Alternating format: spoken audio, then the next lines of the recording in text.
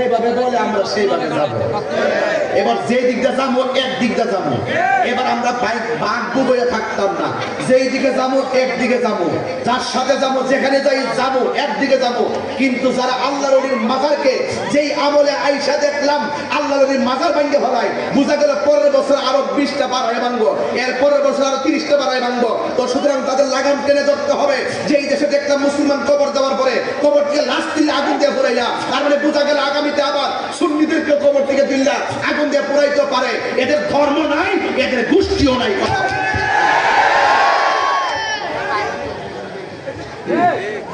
ঠিক আছে কথা ঠিক আছে, এদেরকে চেক দিতে হবে, এদের সঙ্গে আমাদের কোনো সম্পর্ক কি লেগে যায়।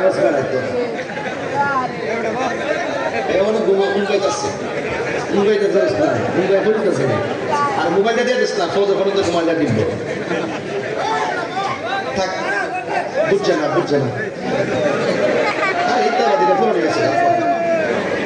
এটা আর সিনেমা ওই এটা এক সময় একটা রং ধরছে, এখন পাট পেলিছে।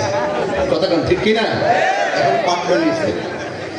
এই জন্য সুন্নিরা পাট লয় না, সুন্নিরা পাট লয় না, সুন্নিরা কখনো টাকার কাছে ঈমান বিক্রি করে না। এই জন্য সুন্নিদের হিম্মত আছে না নাই? এক তাহিরির বিরুদ্ধে ষড়যন্ত্র কি কম করতেছে? তাই বলি কি আমি ছেড়ে দিচ্ছি কাউকে? কোন টাকার জন্য ধরছি? সম্পদের জন্য ধরেছি? ধরছি ঈমান চুর তো জুতা চুর বহুত বড়, কিন্তু ঈমান চুর বহুত খারাপ। কথা বলেন ঠিক কিনা বলেন? এই জন্য আল্লাহর ওলিরা রওজাতে জিন্দা না মরা, আল্লাহর ওলিদের ভয় নাই। বলছে কে?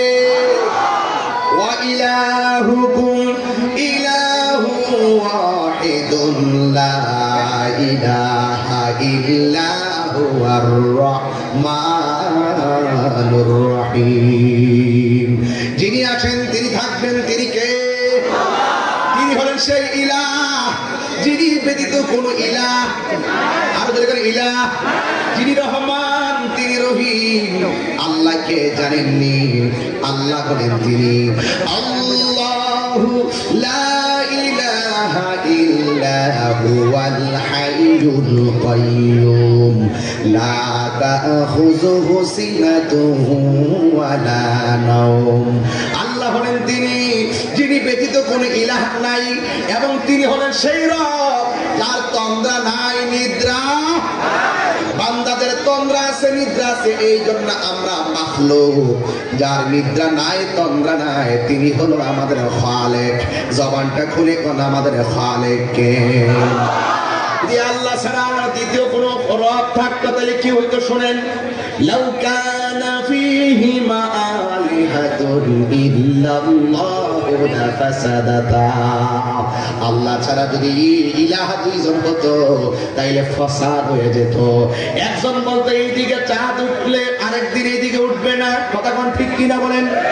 আল্লাহর কোরআন বলতেছে আমি আল্লাহ হলাম এক, আল-কুল হুয়াল্লাহু আহাদ আল্লাহুস সামাদ লাম ইয়ালিদ ওয়া লাম ইউলাদ ওয়া লাম ইয়াকুল লাহু কুফুয়ান আহাদ। আল্লাহর সমকক্ষ। এই জন্য সে আল্লাহ বলছেন ওলিদের কোনো ভয় নাই। এই জন্য যারা 5 ওয়াক্ত নামাজ পড়ে এরা আল্লাহর বান্দা থেকে খাঁটি বান্দা হয়ে যায়। আর যারা 5 ওয়াক্ত নামাজের পড়ে নফল ইবাদত করে ওভার টাইম করে, বন্ধুরে ও হাজীগঞ্জের বাবা, আমার নবী আপনার নবী বলেন 5 ওয়াক্ত নামাজের পর যারা বেশি বেশি নফল ইবাদত করে এরা আর বান্দা থাকে না, এদেরকে আমার আল্লাহ তার বন্ধু বানায় নেয়। এই বন্ধু আছে না নাই? কিয়ামত পর্যন্ত ওলি আল্লাহ হওয়ার চান্স আছে না নাই? ওলি আল্লাহ অটো চালক হতে পারবে, ওলি আল্লাহ রিকশা চালক হতে পারে, ওলি আল্লাহ কোদাল দিয়া যারা মাটি কাটে তারাও ওলি আল্লাহ হতে পারবে। ওলি আল্লাহ হইতে গেলে মাদ্রাসার কামেল পাশের সার্টিফিকেট লাগে না। ওলি আল্লাহ হইতে গেলে 4টা মালা গলার মধ্যে লাগাইতে হবে। 1 নম্বর হলো আল্লাহর ইবাদত, 2 নম্বর হলো নবীর মহব্বত, 3 নম্বর হলো আউলিয়া কেরামের সোহবত, 4 নম্বর হলো মা বাবার খেদমত। এই 4টা মালা যদি তুমি গলার মধ্যে পড়তে পারো রে বাবা, খোদা কসম করে বলি বৈশা থাকবেন হাজীগঞ্জের সুবেদপুর, নাকি বৈশা থাকবেন হাজীগঞ্জের সুবেদপুর, দরজাটা লাগাইয়া নবীর উপরে দুরূদ পড়া ডান কাত হইয়া ঘুমাইয়া পড়বেন। আল্লাহুম্মা সাল্লি আলা সাইয়্যিদিনা মাওলানা মুহাম্মাদিন নাবিয়্যিল উম্মি ওয়া আলিহি ওয়া আসহাবিহি ওয়া বারাকা ওয়া সাল্লিম। এই দুরূদটা 40 দিন পর্যন্ত ওযু কইরা ডান কাত হইয়া পড়বেন গো, দেখবেন নবী মদিনায় নয়, আমার নবী সুবিদপুরে আপনার ভাঙ্গা ঘরে হাজির হয়ে গেছে। নবী আসার ক্ষমতা আছে না নাই? এই জন্য আপনারা কথা বলবেন না, নীরব থাকলে আমি নীরবে কিছু কথা বলবো। ওই যে কি লেগে আছে, দুঃখজনক দুঃখজনক। এই মাহফিল কি চাইলে কালকে এখানে কেউ আসবে?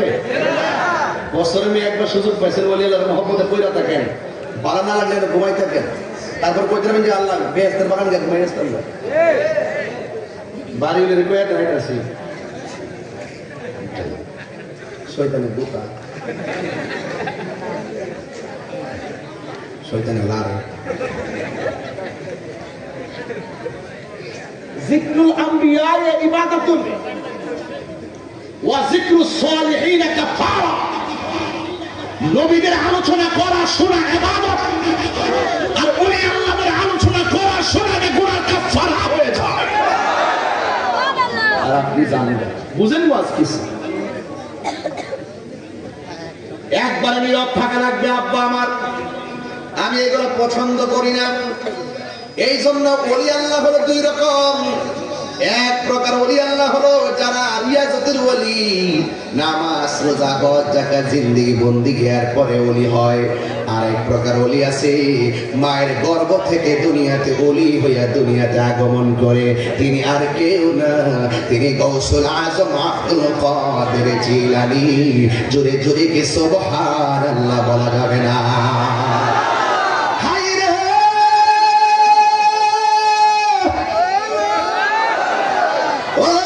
সুমিতপুরের বন্ধু, ও হাজীগঞ্জের বাবা, এই পৃথিবীতে 2টা সন্তান। একটা সন্তান মার পেটে থাকা অবস্থায় মারে ডাক দিয়া বলতো আম্মা খাবেন কখন? মা বলতো বাবা কিছুক্ষণ পরে খাবো।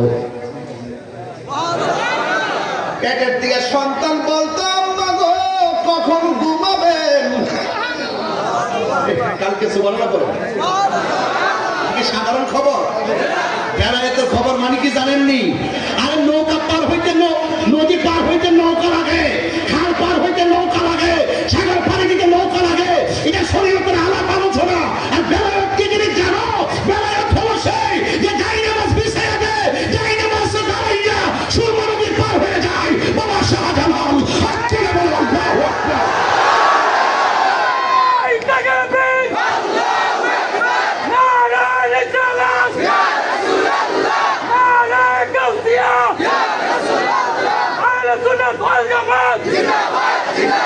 নবী হলে দুশমনেরা হুঁশিয়ার সাবধান, পবিত্র ঈদ মিলাদুন নবী জিন্দাবাদ জিন্দাবাদ, তাইলে দুশমনেরা হুঁশিয়ার সাবধান। আমার বাবারা, ইজ্জতের মালিক কে? আল্লাহ। আল্লাহর ওলিদেরকে বেলায়েতের পাওয়ার দিছে কে? অনেকে বুঝে না, ওয়াজ বুঝে না। বেলায়েত হলো আল বেলায়াতু জিল্লুন নবুওয়াত, বেলায়েত হলো নবুয়তের ছায়া মোবারক। আজকে ভাবতেছি বাইরের ওয়াজ করতাম না, সব ভিতরের ওয়াজ করি, উড়াইলে ওয়াজ করতাম না।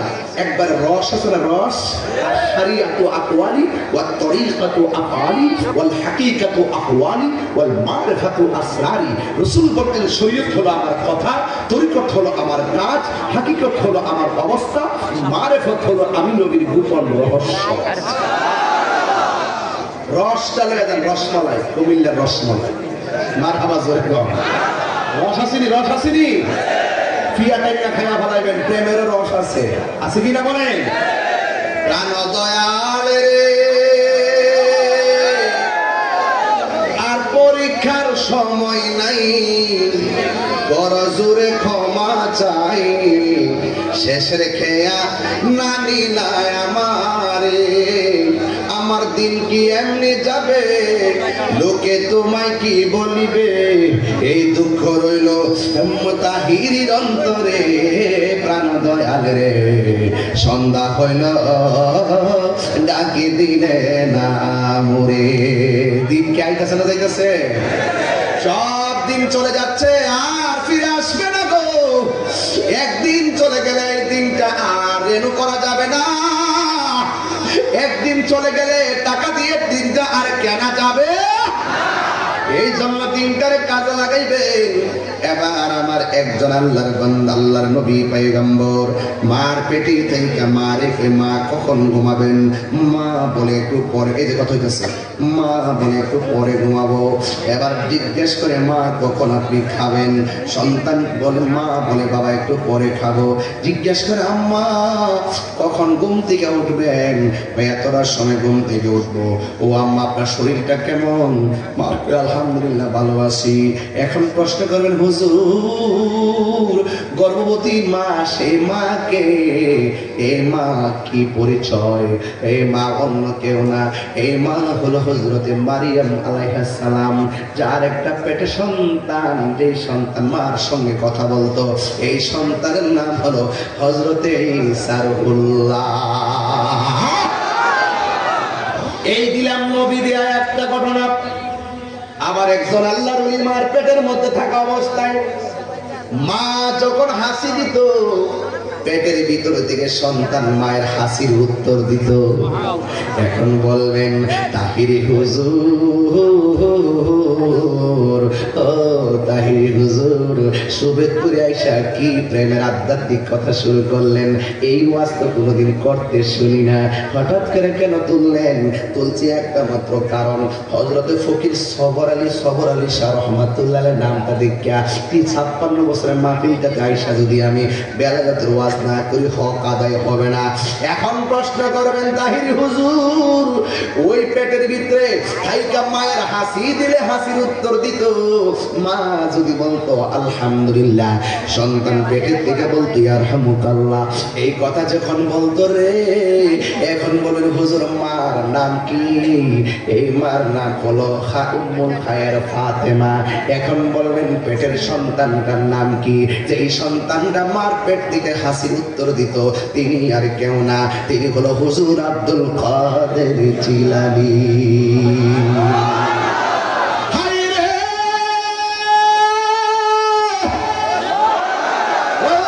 সুবিদপুরের বাবা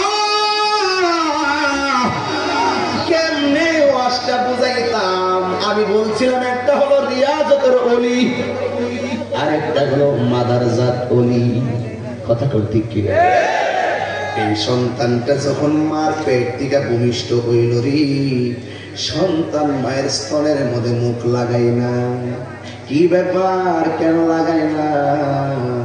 এবার যখন সূর্যটা ডুবে যায়, মাগরিবের আজান হয়, তখন মার স্তনে মুখ লাগাইয়া দুধ পান করে। ওই ছোট্ট বাচ্চা বোঝা গেছে আম্মা আমি দেশের সাধারণ রিয়াজত বলি না গো, আমি ওলি হইয়া আসছি। ওলি আল্লাহ আল্লাহর বিধান লঙ্ঘন করে না গো, আমি তো পহেলা রমজান দুনিয়াতে এসেছি। ও মা, আমি দিনের বেলা দুধ পান করলে রোজা হবে কেমনে? এই জন্য আমি দিনের বেলা দুধ পান না কইরা কাটাইয়া দিছি। এটার নাম হলো মাদারজাত ওলি। এখান থেকে না ধরলে এই ছোট্ট পোলাপান ওলি আল্লাহ চিনবে না। এদেরকে জানাইতে হবে, এদেরকে ইতিহাস জানাইতে হবে। মুরব্বীরা জানেন, এই ছোট্ট বাচ্চাগুলোকে জানাইতে হবে। এই ছোট্ট বাচ্চা দুনিয়াতে বাইরে তখন মা স্তনে দুধ পান করে নাই রে বাবা। এবার মা দুঃখিনী সন্তানটার অবস্থা দেখে মনে মনে ভাবে ফুলাটা এমনি চলে খা, এই ফুলাটার একটু শিক্ষা দেওয়ার জন্য বক্তব্য নেওয়ার দরকার। শৈশবে মা তারা উস্তাদের কাছে নিয়ে গেল। উস্তাদরা ডাক দেখে, হুজুর হুজুর হুজুর গো, আমার পোলাটার একটু আপনি আরবি পড়াইবেন। এমন আরবি সকাল সকাল বক্তব্যে এসে পড়ার দরকার আছে না নাই? ও সুবিদপুরের বাবা, সন্তানরা কিছু পারেন না পারেন সকালবেলা কোরআনটা পড়াইবেন। কথা বলেন ঠিক কিনা? এই ছোট্ট বাচ্চা আব্দুল কাদের জিলানীকে যখন উস্তাদের কাছে নিয়ে গেছে, মা ডাক দিয়ে কই, হুজুর আমার সন্তানটাকে আপনি সুন্দর করে পড়াবেন। এবার উস্তাদের সন্তানদের হাতের মধ্যে লইয়া এমন ভাবে সবক দেয়, ও বাবা পড়ো আউযু বিল্লাহি মিনাশ শাইতানির রাজিম। উস্তাদ যখন বলল আউযু বিল্লাহি মিনাশ শাইতানির রাজিম, আপনারা সুবিদপুরের বাবা, হাজীগঞ্জের বাবা জবান খুললে কোন আব্দুল কাদের জিলানী কি সাধারণ রিয়াজতের ওলি না মাদারজাত ওলি? ওই মাদারজাত ওলির সামনে যখন বলছে পড়ো আউযু বিল্লাহি মিনাশ শাইতানির রাজিম, ওই সন্তানটা পড়ে বিসমিল্লাহির রহমানির রহিম। এবার উস্তাদকে মনে হয় তার মা এটা শিখাইছে, ঠিক আছে। এবার কয় তুমি পড়ো আলিফ, সন্তানের পরে বা, তুমি পড়ো তা, সন্তানের পরে সা, তুমি পড়ো আলহামদুলিল্লাহ, সন্তান পড়ে আর রহমানির রহিম, তুমি পড়ো আলিফ লাম মিম, সে পড়ে উলাইকা আলা হুদাম মির রাব্বিহিম ওয়া উলাইকা হুমুল মুফলিহুন। এবার উস্তাদ ডাক দিয়ে কয়, তোমার আম্মা বুঝি তোমারে শিখাইয়া আমার